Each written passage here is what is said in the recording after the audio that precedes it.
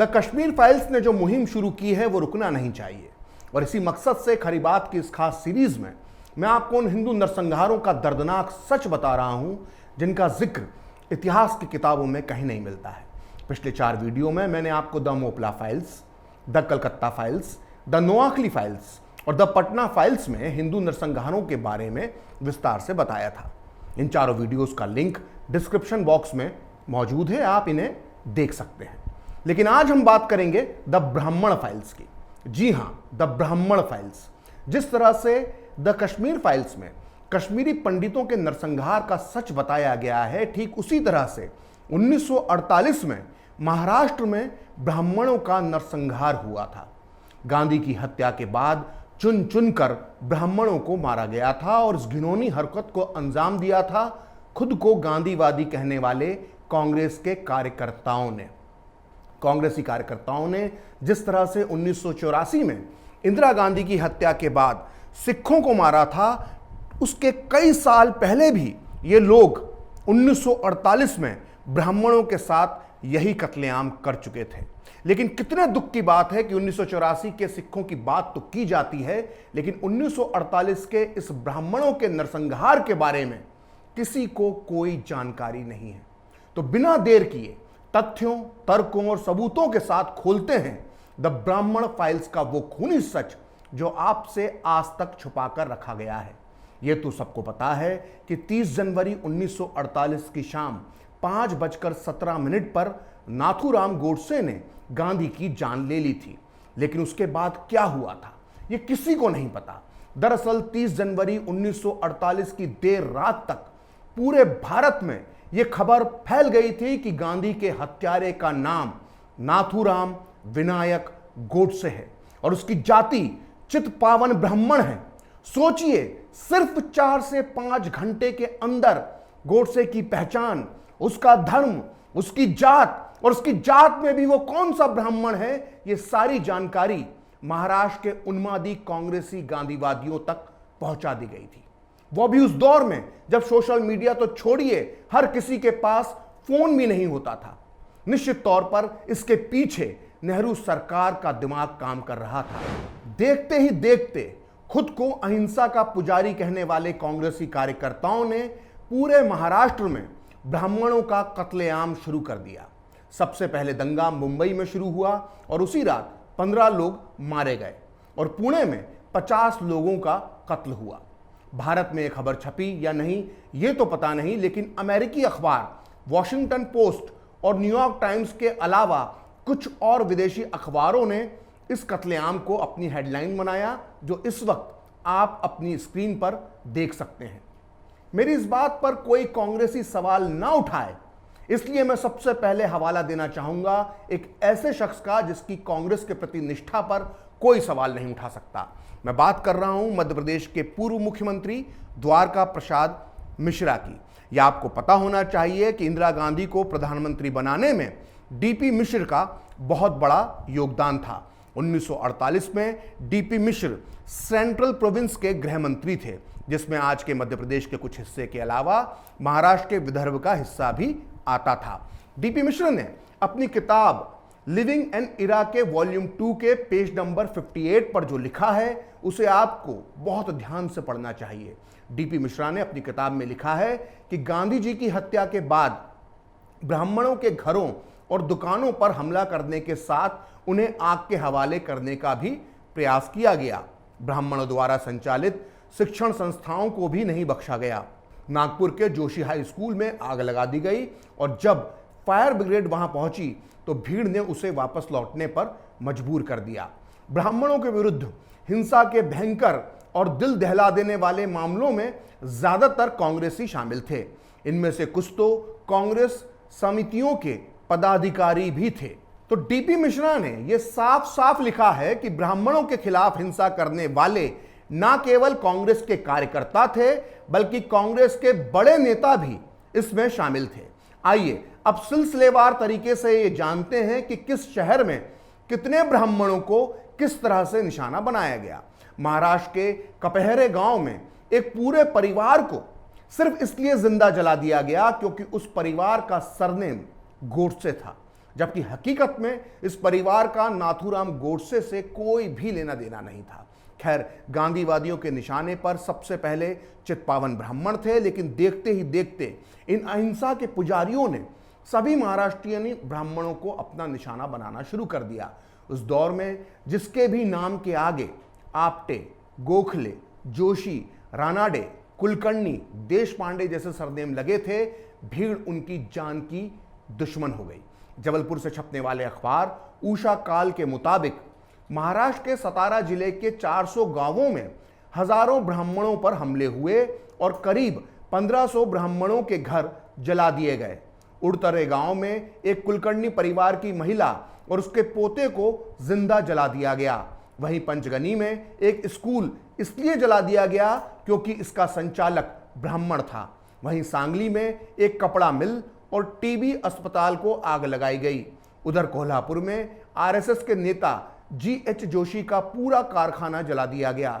वहीं शहर के जाने माने फोटोग्राफर भालजी पेंडारकर का 2.5 लाख रुपए का स्टूडियो पूरी तरह से भस्म कर दिया गया। गांधी हत्या के बाद हुई ब्राह्मण विरोधी हिंसा में सबसे दुखद अंजाम हुआ स्वतंत्रता सेनानी डॉक्टर नारायण सावरकर का। नारायण सावरकर वीर सावरकर के सबसे छोटे भाई थे। गांधी की हत्या के एक दिन बाद पहले तो भीड़ ने रात में वीर सावरकर के घर पर हमला किया, लेकिन जब वहां बहुत सफलता नहीं मिली तो शिवाजी पार्क में ही, यानी उनके घर के पास में ही रहने वाले उनके छोटे भाई डॉक्टर नारायण सावरकर के घर पर उन्मादी भीड़ ने हमला बोल दिया। डॉक्टर नारायण सावरकर को बाहर खींचकर निकाला गया और भीड़ उन्हें तब तक पत्थरों से लहूलुहान करती रही जब तक कि वो मौत के मुहाने तक नहीं पहुंच गए।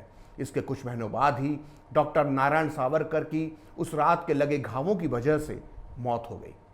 इसे आज़ाद भारत की आप पहली मॉब लिंचिंग भी कह सकते हैं।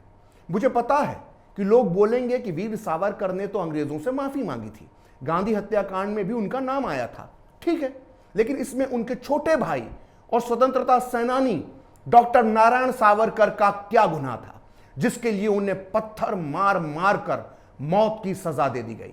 आप ही बताइए कि आजादी का यह सिपाही क्या ऐसी दर्दनाक मौत का हकदार था। पूरे महाराष्ट्र में हजारों हजार ब्राह्मणों की हत्याएं हुई, लेकिन नेहरू सरकार ने इसकी सच्चाई कभी लोगों के सामने नहीं आने दी।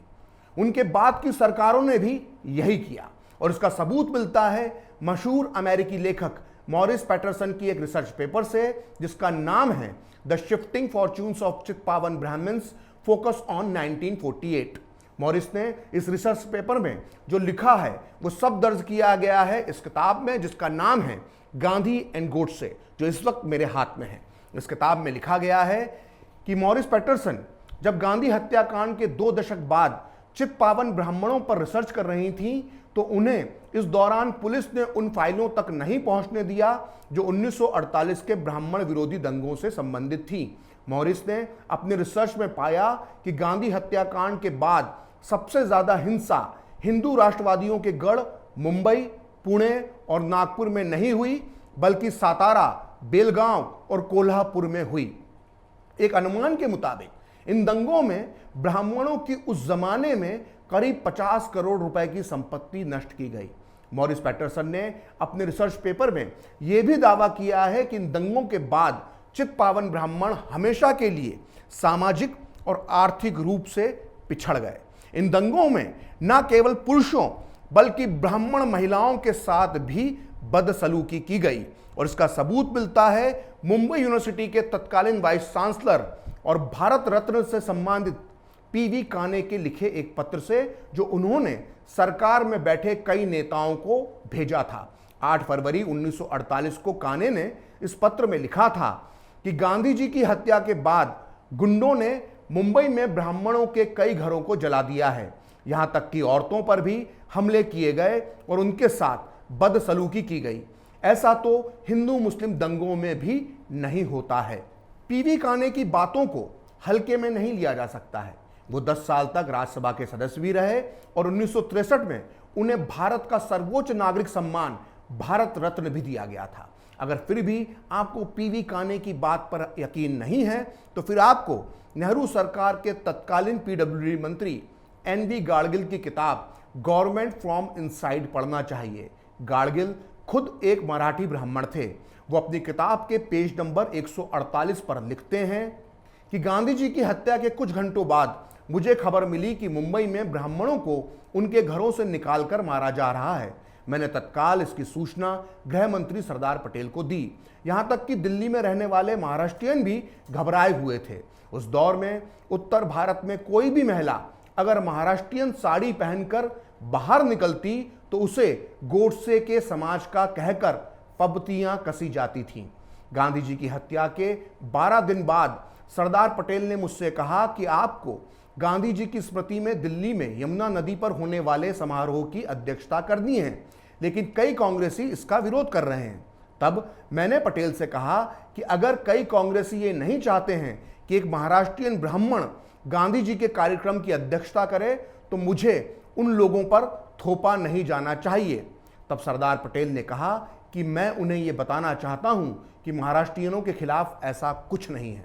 गाडगिल की इस बात को पढ़कर आसानी से अंदाजा लगाया जा सकता है कि कांग्रेस के अंदर बड़े स्तर पर महाराष्ट्रियन ब्राह्मणों को लेकर किस तरह की नफरत पनप चुकी थी। सोचिए, इन हालात में निचले स्तर के कांग्रेसी कितनी नीच हरकतों पर उतर आए होंगे। सेंट्रल प्रोविंस के गृह मंत्री डीपी मिश्रा ने जब ब्राह्मणों के कत्लेआम को रोकने की कोशिश की तो उन्हें भी ऐसे ही व्यवहार का सामना करना पड़ा। वो अपनी किताब लिविंग एन इरा के वॉल्यूम 2 के पेज नंबर 58 पर लिखते हैं कि हिंसा के आरोप में पुलिस ने 100 से भी ज्यादा कांग्रेसियों को गिरफ्तार किया था, लेकिन इन्हें रिहा करने के लिए मुझ पर काफी दबाव बनाया गया। नागपुर में कांग्रेस के बड़े नेताओं की एक बैठक हुई जिसमें मेरी काफी आलोचना की गई। इन लोगों ने धमकी भी दी कि वो मेरी शिकायत दिल्ली में सरदार पटेल से करेंगे। तब मैंने लोगों को कहा कि क्या वो दिल्ली से एक ऐसा आदेश ला सकते हैं जिसमें कांग्रेसियों को कानून में हिंसा की छूट दी गई है। आइए अब जानते हैं कि ब्राह्मणों के इस नरसंहार पर नाथूराम गोडसे की क्या प्रतिक्रिया थी। दरअसल इन दंगों के दौरान हजारों ब्राह्मण घर से बेघर हो गए थे। इनमें जाने माने मराठी साहित्यकार और तरुण भारत के संपादक गजानंद त्र्यंबक माड़खोलकर भी थे। खुद 31 जनवरी 1948 को माड़खोलकर के घर पर भी हमला हुआ था और उन्हें महाराष्ट्र के बाहर एक निर्वासित की तरह शरण लेनी पड़ी। अपने इसी दर्दनाक अनुभव पर उन्होंने मराठी में एक कहानी, एका निर्वासिताची कहानी यानी एक शरणार्थी की कहानी लिखी। वो उस दौर में ये कहानी काफ़ी मशहूर हुई थी। इस कहानी में माड़खोलकर ने ब्राह्मणों की उस दुर्दशा के लिए नाथूराम गोडसे को जिम्मेदार बताया था। अंबाला जेल में बंद नाथूराम गोडसे ने भी ये कहानी पढ़ी थी और वो इससे बेहद आहत हो गया था। अपनी फांसी से ठीक एक दिन पहले यानी 14 नवंबर 1949 को गोडसे ने माड़खोलकर को एक पत्र लिखा जो बाद में पुणे से प्रकाशित होने वाली साप्ताहिक पत्रिका सोबत में 1970 में जाकर छपा। इस पत्र में गोडसे ने लिखा था कि आपको इस बात का दुख है कि गांधी की हत्या करने वाला आपके समाज यानी चित्पावन ब्राह्मणों में से एक है। इससे आपको दुख और लज्जा महसूस हुई होगी। गांधी हत्या के बाद जो घटनाएं यानी ब्राह्मण विरोधी हिंसा हुई थी उसे जानने के बाद मेरी भावनाएं भी कुछ हद तक आपके जैसी हो गई थीं। लेकिन गांधी जी ने शुरू से ही हिंदुओं पर दया के नाम पर भयानक आघात किया। दिल्ली की ठंड में हिंदू शरणार्थी जब पेड़ों के नीचे नहीं रह पाए तो वो अपनी जान बचाने के लिए मस्जिदों की छत के नीचे चले गए। लेकिन गांधी जी ने अपने प्राणों को दांव पर लगाकर उन्हें मस्जिदों में नहीं रहने दिया। शरणार्थियों को रहने की जगह ना देकर गांधीवादी सरकार ने हजारों पुरुषों, स्त्रियों और बच्चों को ठंड के दिनों में गटर और सड़क के किनारे रहने को मजबूर किया। श्री माड़खोलकर जी, सिर्फ एक पल के लिए सोचिए, उन हजारों विस्थापित पंजाबी महिलाओं में से एक आपकी भी धर्मपत्नी होती तो। नहीं, इस कल्पना को पल भर से भी ज्यादा अपने मन में ना रखें। किंतु ये सवाल मैं आपसे पूछता हूं कि आप इस तरह के अत्याचार करने वाले मनुष्य के विषय में किस भावना से लिप्त होंगे। ये कहानी भावनात्मक कल्पना नहीं है बल्कि हकीकत है। गोडसे ने जो किया था उसके नाम पर आज भी हिंदूवादी विचारधारा को बदनाम किया जाता है। लेकिन गांधी की हत्या के बाद जो गांधीवादियों या उस वक्त के कांग्रेसी कार्यकर्ताओं ने किया उसका हिसाब कौन देगा। गांधीवाद, अहिंसा और शांति का ढोंग करके दूसरों को निशाना बनाने वाली सोच आज 2022 में भी जिंदा है। इस देश में गुजरात में मुस्लिम विरोधी दंगे और 84 के सिख विरोधी दंगों की बात तो की जाती है, लेकिन कोई आपको यह नहीं बताता कि कैसे गांधी की हत्या का बदला सैकड़ों निर्दोष ब्राह्मणों की हत्या करके लिया गया था। दरअसल हमेशा ब्राह्मणों को खलनायक की तरह प्रस्तुत करने वाले वामपंथी इतिहासकारों को यह सूट नहीं करता कि वो कभी उस घटना के बारे में बताएं जिसमें ब्राह्मणों को शिकार बनाया गया था।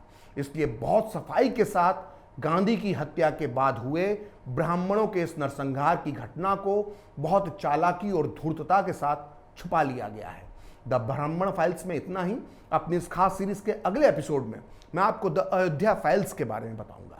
मैं आपको बताऊंगा कि किस तरह से राम मंदिर आंदोलन के दौरान मुलायम सिंह यादव की सरकार ने कार सेवकों का कत्लेआम किया था। फिलहाल खरी बात में इतना ही। आपको ये वीडियो कैसा लगा कमेंट करके जरूर बताएं। मैं आपका हर कमेंट बहुत ध्यान से पढ़ता हूं। आप चाहें तो मुझसे जुड़ने के लिए मेरे फेसबुक पेज प्रखर श्री 78 को लाइक कर सकते हैं, और अगर ट्विटर पर आप मुझसे जुड़ना चाहते हैं तो मेरा ट्विटर हैंडल है प्रखर श्री 78। अगर आपको ये वीडियो पसंद आया तो इसे लाइक करें, शेयर करें और कैपिटल टीवी को सब्सक्राइब करें। नमस्कार।